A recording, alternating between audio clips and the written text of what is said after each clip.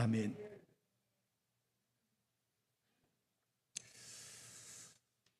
제가 설교하기 전에 여러분에게 사과드릴 게 하나 있어요. 정말 잘못한 게 하나 있습니다. 제가 2주 전에 한 주간만 버티면 시원해진다고 드렸는데 정말 죄송합니다. 제 약속을 지키지 못해서 여전히 무덥습니다. 그래서 다시는 여러분 앞에서 까불지 않겠습니다. 제가 아주 후회만급합니다. 지난 월요일 날 저와 제 아내는 사천 정동교회에서 모임이 있어서 휴가를 다녀왔습니다. 그 모임은 코로나로 인해서 약 한 5년 정도 모이지 못하다가 이제 모임을 가졌던 저희 신학교 동기들 모임이었습니다. 오랜만에 만났던 목사님들 예배들을 보면서 반갑기도 하고 행복하기도 하고 또 세월이 흘러간다라는 사실을 다시 한번 느끼게 됐죠. 그 모임에서 이제 목사님들과 새벽 3시가 넘을 때까지 목회를 어떻게 하면 하나님에게 더 영광스럽게 할 수 있을까? 어떻게 하면 마지막 남겨져 있는 목회를 어떻게 마무리를 잘하는 것이 우리 교회와 한국 사회에 미치는 영향일까? 나름대로 많은 대화들을 나누었습니다.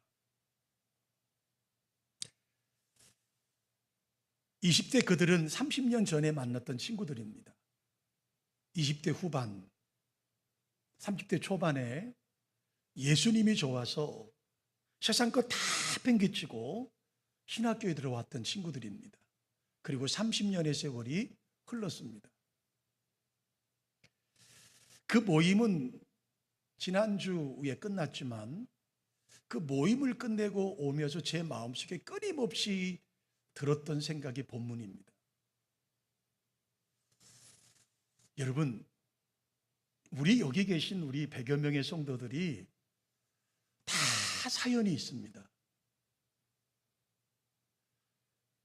단지 우리가 말을 안 했을 뿐이지 사실은 여기 계신 분들 다 사연을 가지고 있는 분들이에요.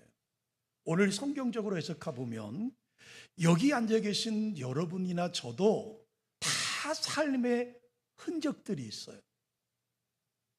그것이 육신을 가지고 있는 분들도 있고 또 여러분 우리 가슴 속에 가지고 있는 성도들도 있습니다. 제가 인생을 살면서 많이 느끼는 것 중에 하나가 사연 없는 사람이 없구나, 흔적이 없는 사람이 없구나. 그 흔적이 좋은 것일 수도 있고 안 좋은 것일 수도 있고 또 다시 한번 끄집어내고 싶은 것도 있지만 감추고 싶은 것도 있어요. 어쨌든 흔적이 우리 속에 있더라고 하는 것이죠. 모임을 마치고 교회로 돌아오면서 제 마음을 계속 짓눌렀던 게 뭐냐 하면 그 20대 가졌던 순수함, 예수님 복음 전하는 것이라면, 예수님 소개하는 것이라면 내가 목사가 돼서 내가 어떤 상황이라도 찬송가 가사처럼 빈들의 마른 풀 같은 인생이라 할지라도 또 아골골짝 빈들에도 내가 갈 수 있다라고 했던 그 순수했던 열정들이 10년이 지나고 20년이 지나고 30년이 지나서 이제 목회를 마무리해야 될 단계들에 가 있는 친구들을 서로 바라보면서 제가 느꼈던 감정은 저를 비롯한 많은 친구들에게 삶의 흔적들이 많구나를 생각해 보게 됐죠. 여러분, 저희 동기들은요 특징이 하나 있습니다. 이 상아리만큼 저희 동기들 중에는 귀한 좋은 친구들이 많습니다. 그래서 동기들이 모이면 서로 손을 잡고 서로 위로를 많이 받아요. 청각을 잃어버린 친구들이 의외로 저희 동기들 중에는 여러 명이 됩니다.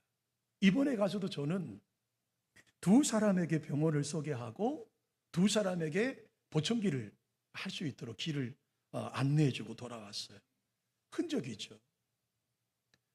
근데 여러분, 좋은 흔적도 우리에게 있지만 어느덧 그 순수했던 청년들이, 오직 예수의 복음이면 충분하다고 생각했던 그 청년들이 나이를 들면서 어느덧 때가 묻어버린 우리의 모습을 발견하게 될 수밖에 없는 것이죠.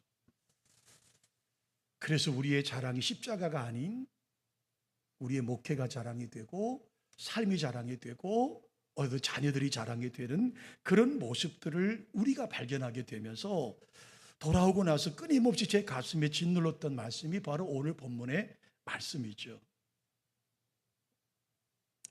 그래서 여러분 다시 제가 3월 달에 흔적이라는 설교로 이 갈라디아서 6장 17절의 설교를 가지고 본문을 가지고 설교를 한번 했어요. 다시 한번 이 설교를 여러분과 함께 나누려고 합니다. 자, 갈라디아서 6장은요. 사도 바울이 갈라디아 교회에 편지 쓰는 마지막 장면입니다. 그러니까 서론이 끝났고 본론도 끝났고 이제 결론을 짓고 있는 장면이죠. 자, 11절의 말씀을 한번 보실까요? 11절의 말씀에 보면 바울 사도는 이렇게 말합니다. 내 손으로 너희에게 이렇게 큰 글자로 쓴 것을 보라, 이렇게 말합니다. 자, 바울은 편지를 보낼 때 종종 자기는 굿을 말로 하고 그 대리자, 대변자를 가까운 사람, 다른 사람이 바울 사도의 말을 기록했다라고 하는 사실을 우리가 다 알고 있는 사실이죠. 그러니까 이 갈라디아서도 바울 사도가 굿을 이야기를 했고 그 갈라디아서를 구술하는 바울 사도의 이야기를 가까운 제자가 옆에서 필사를 하는 것이죠. 그리고 이제 갈라디아 교회를 보내는 거예요. 서론도 그렇게 했고 본론도 그렇게 했어요. 이제 결론의 부분이 나와 있는 것이죠. 그러면서 이 결론을 쓰면서 바울 사도가 갈라디아 성도들이 이렇게 말하는 겁니다. 갈라디아 성도 여러분, 이 편지의 글씨체가 좀 다를 겁니다. 필체가 다를 겁니다. 글씨의 좀 그 사이즈가 다를 것입니다. 왜냐하면 그것은 내가 구술로 내가 이야기를 하고 받아쓴 사람의 글에 내가 직접 친필로 여러분에게 편지를 몇 자 더 적습니다. 그러니까 바울 사도는 갈라디아서 6장 11절을 통해서 이 갈라디아 교회에 편지를 보낸 것은 내가 여러분에게 보내는 것이다 라고 하는 사실을 다시 한번 자각하고 있죠. 또 하나, 내가 다시 한번 큰 글자로 쓴 것은 강조하고 싶은 것이 있다라고 하는 것이죠. 그러니까 지금까지 서론과 본론을 통해서 바울 사도가 갈라디아 교회에 편지를 보낸 주된 내용은 뭐냐면 바로 흔적의 문제입니다. 흔적의 문제. 흔적의 문제, 표식의 문제. 그것이 곧 할례라고 하는 문제였습니다. 갈라디아서가 다룬 주제가 바로 할례, 흔적의 문제였습니다. 바울 사도가 개척을 하고 떠났던 이 갈라디아 교회에 유대인 그리스도인들이 들어왔습니다. 그리고 그들이 지도자가 되었습니다. 그리고 그들이 들어와서 주장하고 있는 것이 바로 할례 문제였습니다. 자, 그들은 말하죠. 진정한 그리스도인이 되려면, 당연히 되려면 먼저 정통적인 유대인이 되어야 하는데 그 유대인이 되는 길은 하나밖에 없다. 할례를 행하는 것이다. 할례를 받는 것이다. 예수 그리스도를 믿기로 작정한 이방인들이 교회 안에 들어왔지만 정통 유대인 그리스도인들이 말합니다. 맞아. 너희가 예수 믿기 위해서 온 건 맞아. 믿음으로 구원받는 건 맞아. 그런데 정통 유대인이 되기 위해서는 그것까지 부족해. 할례를 받아야 돼. 그래서 여러분, 이 할례의 문제를 바울 사도가 12절로 13절에 정면적으로 그들에게 말씀하고 있습니다. 여러분 12절과 13절 우리 함께 말씀을 낭독해 보실까요?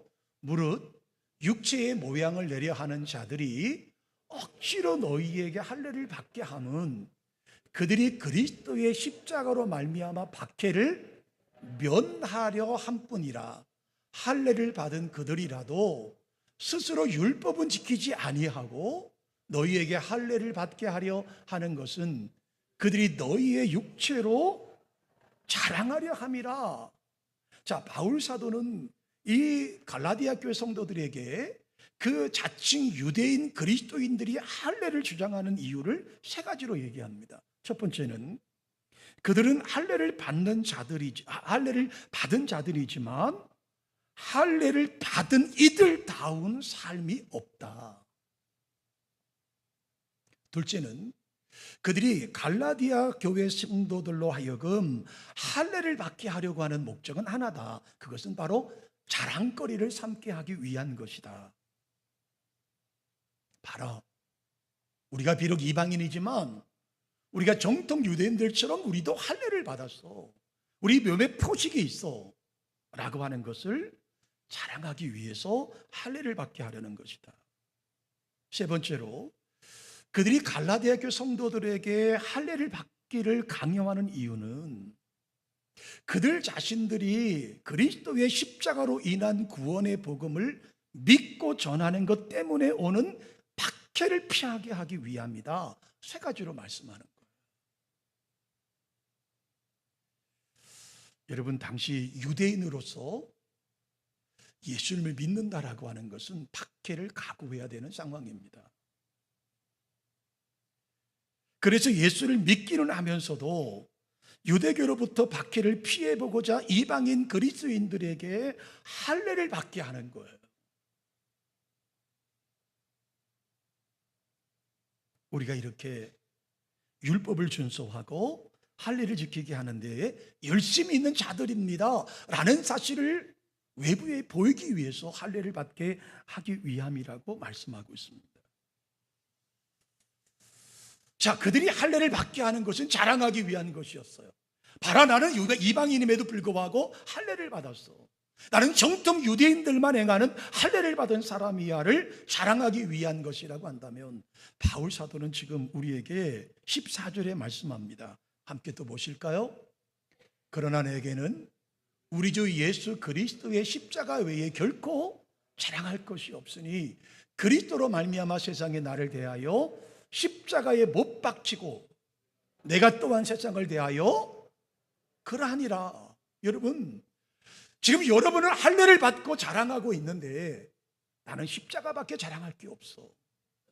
저는 사실 이 말씀에 한 주간 동안 너무나 힘들었어요. 혹시 우리가 30년의 목회를 통해서 십자가를 자랑하기 위해서 목사가 되었는데 어느덧 우리는 우리의 프로그램과 우리 교회의 형에 있는 형편과 내가 살아왔던 삶들이 혹시 우리 자랑거리가 되지 않았을까? 십자가가 좋아서 세상 것 어떤 것도 바라보지 않고 목회자의 길을 걸었었는데 이 시간이 흘러가면서 어느덧 그런 것들이 우리의 덕지덕지 붙어버린 우리의 부끄러운 자화상이 아닌지, 바울 사도는 지금 우리에게 말합니다. 나 십자가밖에 자랑할 게 없어. 나 십자가밖에 자랑할 게 없다니까. 너희는 왜 할례를 그렇게 강조하지? 나는 십자가 외에 자랑할 게 없어. 여러분, 바울 사도 시대의 십자가가 과연 자랑거리가 될 수 있었을까요? 십자가형은요, 가장 잔인무도한 사람에게 내리는 처형 방법이 십자가형이었습니다. 로마 사람들은 그런 인간들이 죽을 때 땅을 밟는 것들이 땅을 더럽힌다고 생각을 해서 여러분 나무에 달아버린 거예요. 이 십자가 사건이, 십자가 형태는 너무나 비참하기 때문에 자국 백성에게는 십자가형을 내리지 않았어요.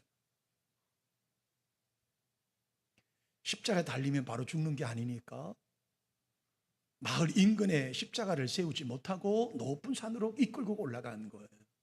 온갖 수치를 다 주기 위해서 자기가 짊어져야 될 십자가를 어깨에 지고 올라가게 만드는 거예요. 그렇다면 바울 사도가 지금 나는 십자가 외에 자랑할 게 없다고 말하던 그 시대의 십자가는 오늘날 우리가 생각하는 십자가와는 차원이 다른 것이죠.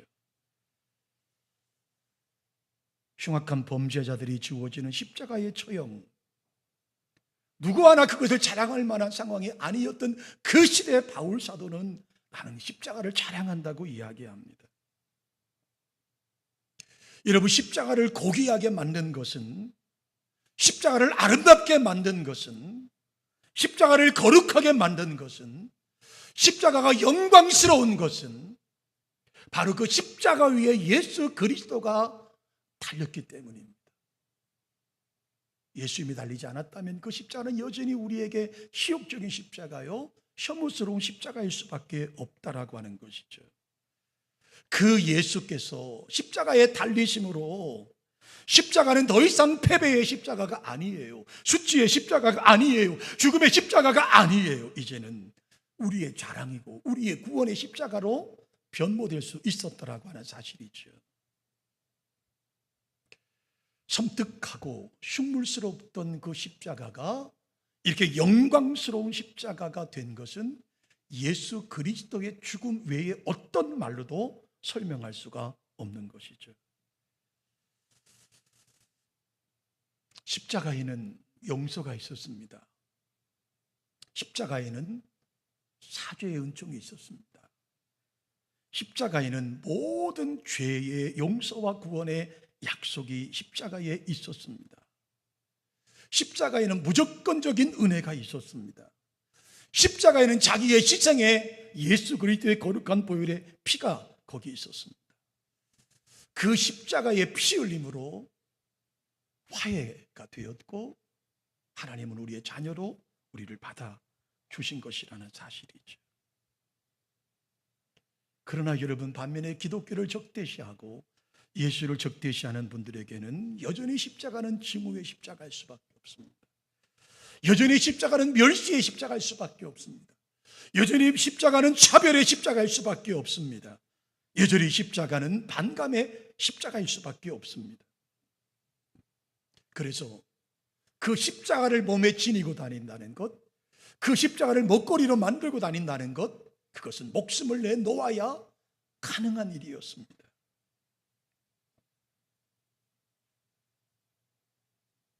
왜요? 나는 십자가를 지닌 사람이다. 나는 세상에 대하여 죽기를 다짐한 사람이다. 나는 세상에 어떤 욕심도 필요 없는 사람이다. 나는 예수 그리스도의 제자가 되고 예수 그리스도의 종이라고 하는 사실. 그러므로 십자가의 정확한 의미를 이해하지 못하고 십자가를 건다라고 하는 것은 십자가를 다시 욕보이는 것이라 그 말이에요. 그래서 바울 사도는 우리에게 고백하는 겁니다. 그리스도로 말미암아 세상이 나를 대하여 십자가에 못 박혔고 나 또한 세상에 대하여 그렇게 되었다라고 자신 있게 말씀하고 있는 거예요.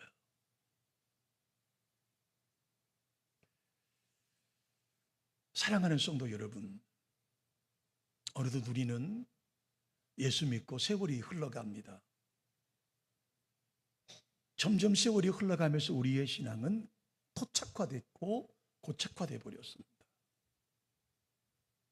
십자가만을 자랑하겠다고 고백했던 우리들이 어느덧 우리의 공로를 내세우기 시작했습니다. 십자가 하나면 족하다고 생각했던 우리들이 십자가 하나 때문에 자기의 세상의 모든 것들 다 포기하고 돌아왔던 우리들이 우리의 공적들과 우리의 공로들과 우리의 인간의 업적들이 어느덧 우리의 다찌덕지 붙어버리고 말았습니다. 십자가는 온데건데 사라져버리고 우리의 삶을, 우리의 업적을 자랑하기에 빠져버린 우리의 모습이 아닐런지 두려운 마음으로 이 말씀을 함께 나눕니다. 이 시대를 살아가는 저와 여러분에게 두렵지만 이 말씀을 함께 나눌 수밖에 없다라고 하는 것이죠.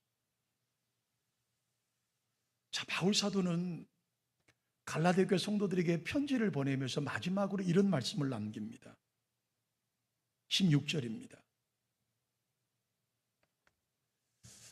갈라디아 6장 16절 함께 읽으실까요? 무릇 이 규례를 행하는 자에게와 하나님의 이스라엘에게 평강과 긍휼이 있을지어다. 누구에게 평강이 있나요? 누구에게 여러분 긍휼이 있습니까? 규례를 행하는 자, 십자가의 의미를 아는 자들에게만 긍휼이 있다라고 하는 것이죠. 자, 오늘 바울 사도는 그러면서 17절에 이렇게 말씀하고 있어요. 또 한번 함께 읽어보실까요? 이후로는 누구든지 나를 괴롭게 하지 마라. 내게 내 몸에 뭐가 있어요? 예수의 흔적을 지니고 있노라. 이후로는 누구든지 나를 괴롭게 하지 마라. 할래 뭐 할래 그게 중요한 게 아니다. 내가 내 몸에 예수의 흔적을 지니고 있노라고 말씀하고 있어요. 여러분, 여기 흔적이라고 하는 말을 헬라어로 찾아보면 스티그마라는 말이에요. 스티그마라는 말은 여러분, 주인이 인두 같은 쇠붙이에다 시뻘겋게 불을 달고서 자기 종 노예의 몸을 지지는 거예요. 그게 바로 스티그마티라고 하는 말이에요. 내 몸에는 예수님을 위해서 인두로 지진 그 흔적이 내 몸에 남아 있다라고 하는 거예요. 흔적이라고 하는 말은요, 우리 한글로 찾아보면 화인이 찍힌 사람이라는 말이죠. 그러므로 세번역 성경에는 이 본문을 예수의 낙인이 찍힌 사람, 바울 사도는 말합니다. 나는 예수의 낙인이 찍혀 있는 사람이다라고 말하고 있습니다.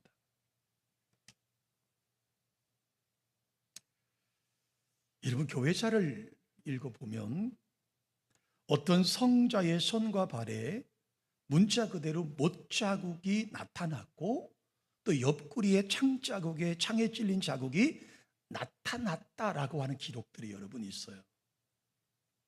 가령 성 프란시스는 예수 그리스도의 십자가의 고난을 오랫동안 묵상하고 기도하는 중에 그의 손과 발에 못자국이 나타났었다라는 기록이 있어요. 그 옆구리에는 창자국이 찔린 흔적이 보였다라는 기록도 있어요. 시나의 성 캐더닐이라고 하는 사람은 오랜 기도 생활을 통해서 성찬을 받은 후에 그런 자국, 손에 못자국과 옆구리에 창자국이 있었다라고 하는 전설이 있어요. 여러분, 이건 전설일 뿐이지 확인할 방법은 없어요. 그러나 성 프란시스나 아니면 캐더린이라고 하는 이 사람들의 이야기를 통해서 우리에게 보여주고 있는 것이 있습니다. 그것은 그들이 십자가를 오랫동안 묵상하는 가운데 자기 자신들도 고난의 체험을 하였고 더욱더 주님을 사랑하게 되었다, 이렇게 말씀하고 있더라고 하는 것이죠. 자, 오늘 우리에게도 이런 흔적이 있으신가요? 바울이 지금 자기가 당했던 그 몸의 흔적을 자랑하는 것일까요? 자, 바울은 여러분, 우리가 아시다시피 그는 돌에 맞아 죽은 적이 있습니다. 그의 시신을 들어서 사람들은 쓰레기더미에 갖다 던져버린 적이 있어요. 칼에 찔리고 창에 찔리고 수도 없이 고난을 당했습니다. 아마 오늘날로 말하면 병원에 가면 머리부터 발끝까지 그의 온 몸에는 주님을 위한 그 상처 투성이었을 거라고 생각이 됩니다. 얼마나 고통스러웠을까요? 그러나 지금 그가 말하는 이 흔적은 그 얘기를 하는 것은 저는 아니라고 봐요. 그렇다면 그것은 자랑일 수밖에 없죠. 그의 흔적은 뭘까요? 그건 십자가의 자랑입니다. 사랑하는 우리 드림가족 여러분, 우리에게도 십자가의 흔적이 있으시기를 주님의 이름으로 축원합니다. 오늘 교회를 오셨어요? 여러분, 교회 축복의 말씀을 듣기를 원하시잖아요? 정말 축복의 말씀은 뭘까? 이렇게 하면 복을 받습니다, 이렇게 사시면 복을 받습니다 라는 것이 축복일까? 아니에요. 십자가의 참된 의미를 깨닫는 사람, 십자가의 의미를 아는 사람, 십자가의 흔적을 지닌 사람에게 하나님의 축복과 은혜가 임한다고 성경은 말씀하고 있는 거예요. 바울 사도가 여러분 편하게 산 날이 있었을까요? 바울 사도가 두 다리 쭉 뻗고 살아본 적이 있었을까요? 저는 없을 거라고 생각합니다. 왜 그랬을까요? 십자가의 비밀을 알았기 때문이에요. 이 십자가가 비극의 십자가가 아니라, 실패의 십자가가 아니라 이 십자가의 예수 그리스도의 피 흘림으로 하나님과 화해된 사건을 바울 사도는 깨달아 알았던 것이죠. 세상의 학력. 여러분, 그는 가말리엘 문화생이었습니다. 시브리인 중에 시브린이었습니다. 뼈대에 있는 가문의 베냐민 지파에 소속된 사람이었습니다. 그는 태어나서 8일 만에 할례를 받았습니다. 여러분, 예루살렘의 가장 탁월한 가말리엘 문화생으로 훈련받은 사람입니다. 공회원 회원이었습니다. 여러분, 스데반 집사님의 돌에 맞아 죽을 때 모든 사람이 가장 거룩한 사람을 사도 바울, 사울로 인정할 정도로 바리새인 중에 바리새인이었습니다. 그가 예수를 다메섹에서 만났습니다. 십자가의 사건을 경험하게 된 것이죠. 그는 꼬꾸라졌습니다. 그가 자랑하던 가문, 그가 자랑하던 학력, 그가 자랑했던 그 모든 과거의 삶들, 이제는 분토같이 여겼다. 그리고 그에게 찾아온 것은 무엇이죠? 고통과 고난이었습니다. 매맞음과 배고픔과 강의 위험과 바다의 위험과 수많은 고통들이 그를 기다리고 있었습니다. 근데 십자가의 사건 너무 컸던 거죠. 십자가의 체험이 너무나 강력했던 것이죠. 그러므로 그는 그것을 이겨내면서도 범사에 감사하라고, 항상 기뻐하라고 대래 우리를 향하여 말씀하고 있는 것입니다. 저는 지난 올 한 해 휴가를 끝냈습니다. 휴가의 결론은 저에게 참 무거운 짐이었습니다. 그래 내가 지금 바로 가고 있는지 주님 앞에 나와서 회개를 했습니다. 하나님, 내 몸에 덕지덕지 붙어있던 부끄러움들을 내려놓습니다. 하나님을 향한 뜨거운 열정이 아닌 어쩌면 내가 추구하는 방향대로 가고 있지는 않았는지 돌이켜볼 수 있는 시간 주셔서 감사하다. 바울사도가 고백했던 것처럼 나도 십자가 외에 자랑할 것이 없다고 고백할 수 있는 저와 여러분 되시기를 주님의 이름으로 축원합니다. 여러분 삶을 한번 돌이켜 보십시다. 혹시 내가 주님을 섬긴다고 고백했던 이 순수했던 열정들이 때가 묻어 있지는 않은지 다시 한번 우리의 신앙을 점검하고 다시 한번 주의 말씀 앞에 돌아서서 나갈 수 있는 저와 여러분 되시기를 주님의 이름으로 축복합니다.